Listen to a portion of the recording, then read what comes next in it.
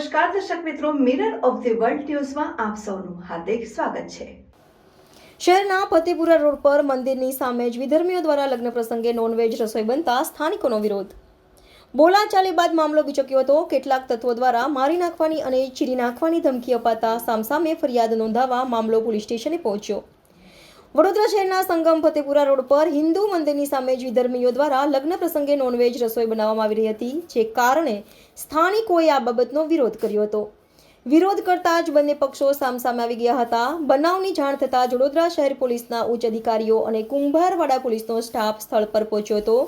થયેલ બોલાચાલી દરમિયાન એક પક્ષ તરફથી જાનથી મારી નાખવાની ધમકી આપવામાં આવી હતી।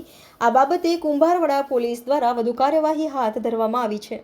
જી, આજરોજ કુંભારવાડા પોલીસ સ્ટેશનના ભાંડવાડા મોહલ્લા વિસ્તારમાં કોઈ એક જ્ઞાતિના લગ્ન પ્રસંગ અનુસંધાને રસોઈ બનવાનું કામ ચાલુ હતું, જે બિલકુલ મંદિરથી નજદીક હતું।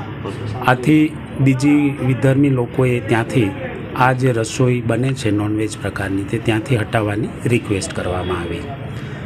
આ રિક્વેસ્ટ અનુસંધાને જે રસોઈના તપેલાઓ છે કે દેગડીઓ છે તેને હટાવવા બાબતે એકબીજા વચ્ચે બોલાચાલી થઈ, એકબીજા વચ્ચે શાબ્દિક યુદ્ધ થયું।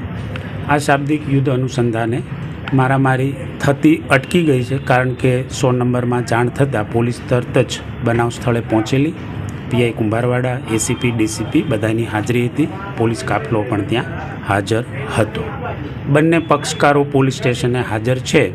એકબીજા સામે પોતાની એફઆઈઆર આપવા માટેની મંત્રણાઓ કરી છે અને પોલીસ પોતપોતાની ફરિયાદ લેવા માટે તૈયાર છે।